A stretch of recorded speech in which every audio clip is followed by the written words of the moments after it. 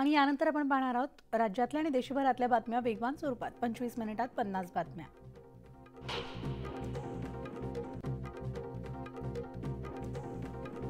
लोकसभा निवडणुकीनंतर उद्धव ठाकरे विधानसभा निवडणुकीच्या तयारीला लागलेत। उद्धव ठाकरेंनी विधानसभा निवडणुकीबाबत ट्रायडंट हॉटेलमध्ये एक बैठक घेतली। उद्धव ठाकरेंनी त्यांच्या पक्षातील नेत्यांसोबत चर्चा करत लढवल्या जाणाऱ्या संभाव्य जागांवर चर्चा केली आहे। बैठकीमध्ये संभाव्य जागांबाबत अभ्यास आणि चिंतन केल्याची माहिती संजय राऊतांनी दिली। आगामी निवडणुकीच्या पार्श्वभूमीवर विदर्भामध्ये अजित पवार सक्रिय झालेत। नागपुरातील कार्यकर्त्यांची भेट घेऊन पक्षविस्ताराचा कानमंत्र कार्यकर्त्यांना देणार आहे। तर विधानसभा निवडणुकीमध्ये अजित पवारांनी महायुतीत जास्त जागा मागितल्यानं आजच्या बैठकीकडे सगळ्यांचं लक्ष लागलंय। उपमुख्यमंत्री अजित पवार यांचा बालेकिल्ला मानल्या जाणाऱ्या पिंपरी चिंचवडमध्ये त्यांना मोठा धक्का बसलाय। माजी आमदार विलास लांडे, शहराध्यक्ष अजित गव्हाणे शरद पवारांच्या पक्षात प्रवेश करणार आहेत। तर अजित गव्हाणे हे भोसरी विधानसभेतून निवडणूक लढण्यास इच्छुक आहेत आणि दुसरीकडे माजी आमदार विलास लांडे सुद्धा निवडणूक लढण्यासाठी चाचपणी करत असल्याचं बोललं जातंय। राज्याच्या राजकारणात सध्या विविध घडामोडी घडतायत। छगन भुजबळ यांनी सोमवारी शरद पवारांची भेट घेतली। त्यानंतर मंगळवारी शरद पवारांच्या मोदी बागेत खासदार सुनेत्रा पवारांनी जाऊन शरद पवारांची भेट घेतली आहे। या सगळ्या पार्श्वभूमीवर आज दुपारी 12 वाजता शरद पवार पत्रकार परिषद घेणार आहेत। तर भरत गोगावले तांत्रिकदृष्ट्या पालकमंत्री नसले तरी ते रायगडचे अदृश्य पालकमंत्री आहेत। मात्र पुढे ते दृश्य स्वरूपातील पालकमंत्री होतील असं सूचक वक्तव्य उदय सामंतांनी केल्यामुळे चर्चांना उधाण आले।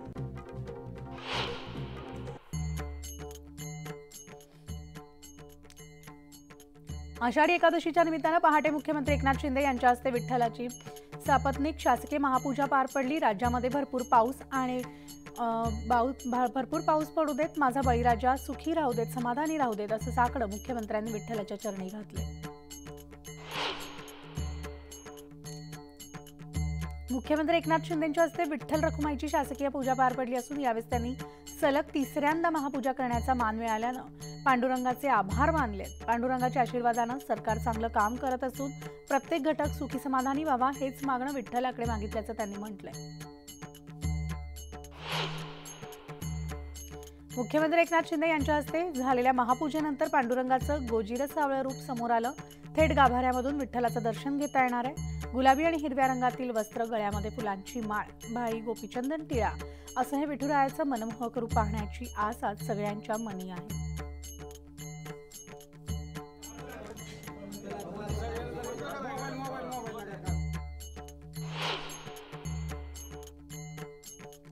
बोलावा विठ्ठल पहावा विठ्ठल या उक्तीप्रमाणेच पंढरपुरात आषाढीच्या दिवशी भाविकांची अलोट गर्दी झाली। विठुरायाच्या पदस्पर्श दर्शनासाठी 20 ते 25 तासांचा अवधी लागतोय।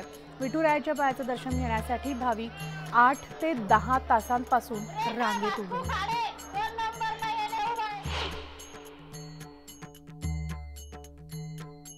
हिंगोलीमधल्या औंढा नागनाथ येथील नागनाथ मंदिराच्या परिसरात विठ्ठल रखुमाईचं मंदिर आहे। तर आज आषाढी एकादशी निमित्तानं या मंदिरात आमदार संतोष बांगर यांनी सपत्नीक, दुग्धाभिषेक आणि महापूजा केली आहे। यावेळेस मोठ्या संख्येनं भाविकांची उपस्थिती पाहायला मिळाली।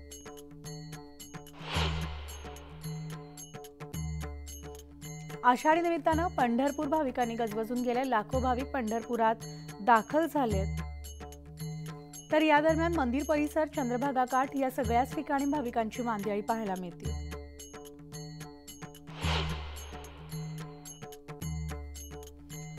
रत्नागिरीमधील विठ्ठल मंदिरामध्ये भक्तांचा जनसागर उसळलाय। सकाळी मारुती मंदिरापासून विठ्ठल मंदिरापर्यंत भक्तांची वारी निघाली आहे। टाळ मृदुंगाच्या गजरात, भजनात दंग होऊन भक्तिमय वातावरणात भाविक माऊलीच्या दर्शनासाठी पायी निघाल्याचं पाहायला मिळालं।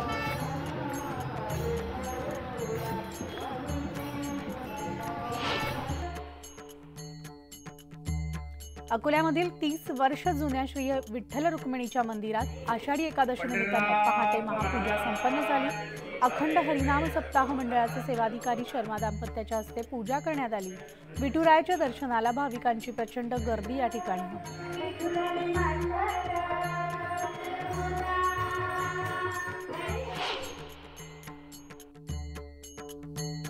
मुरबाडमधील स्केच आर्टिस्ट सचिन पोद्दार यांनी भाकरीवर विठुरायाची प्रतिमा साकारली आहे। कांदा मुळा भाजी अवघी विठाई माझी या संकल्पनेतून हे चित्र साकारण्यात आले।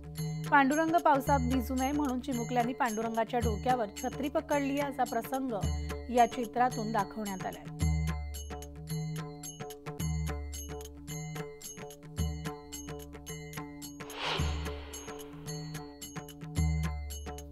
आषाढी एकादशी निमित्तानं सावंतवाडी शहरामधील प्रसिद्ध विठ्ठल मंदिर सजवण्यात आलंय। मंदिरासह सावंतवाडी शहराचा अद्भुत नजारा साईनाथ मटकर यांनी कॅमेऱ्यात कैद केलाय।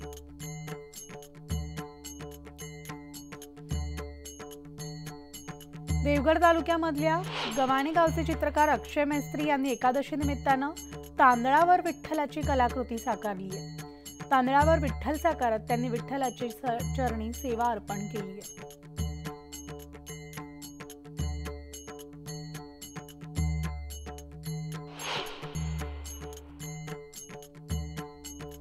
श्री क्षेत्र देहूच्या भंडारा डोंगर भागात दरवर्षीप्रमाणे आषाढी एकादशी निमित्तानं जगद्गुरू संत तुकाराम महाराजांच्या मंदिराला आकर्षक सजावट करण्यात आली आहे। देशी विदेशी फुलांनी मंदिर सजलंय आणि या सजावटीसाठी तब्बल 2000 किलो फुलांचा वापर करण्यात आलाय। भक्त किरण आहेर यांनीही आरास केली आहे।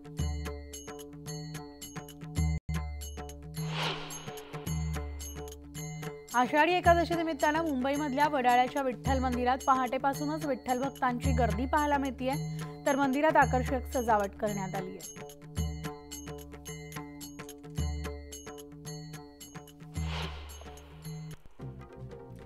तर लाडक्या भावांसाठी सुद्धा मुख्यमंत्र्यांनी आता नवी योजना जाहीर केली आहे। 12वी पास तरुणांना दरमहा 6000, डिप्लोमा केलेल्या विद्यार्थ्यांना 8000 रुपये आणि पदवीधर तरुणांना 10000 रुपये दरमहा स्टायपेंड देण्याची घोषणा केली आहे। विशाळगड परिसरामधील अतिक्रमणाचा मुद्दा चिघळल्यानंतर परिसरात बंदी आदेश लागू करण्यात आला आहे। आजपासून 19 जुलैच्या रात्री 12 वाजेपर्यंत बंदीचे आदेश आहेत आणि अतिक्रमण काढताना कायदा सुव्यवस्था बिघडण्याची शक्यता असल्यामुळे बंदीचे आदेश लागू करण्यात आले।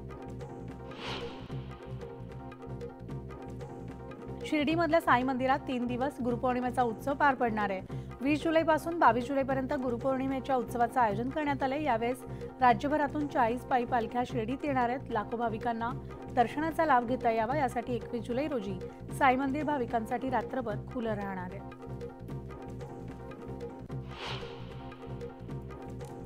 छत्रपती संभाजीनगरमध्ये एका 13 वर्षीय मुलीला उलट्या, जुलाब आणि ताप येत होता, त्यामुळे तिच्यावर खासगी रुग्णालयात उपचार सुरू होते। मात्र उपचारादरम्यान तिचा मृत्यू झालाय। तिची डेंग्यूची चाचणी करण्यात आली होती, मात्र तिचे प्लेटलेट्स नॉर्मल असल्यानं तिचा मृत्यू नक्की कशामुळे झाला हे अजूनही समोर आलेलं नाही। रत्नागिरीमधील दापोली इथं पोलिसांनी बैलांची तस्करी करणारा टेम्पो आणि एका संशयिताला ताब्यात घेतलंय। मात्र पोलिसांनी गुन्हा दाखल न केल्यामुळे दाभोळ सागरी पोलीस ठाण्यात हिंदू बांधवांनी गोंधळ घातला। यावेळेस त्यांनी आरोपीवर गुन्हा दाखल करून त्याला कठोर शिक्षा करण्यात यावी अशी मागणी केली आहे। आणि असं बुलेटिनमध्ये एक छोटासा ब्रेक घेऊन लगेचच परततोय। पाहत राहा न्यूज 18 लोक।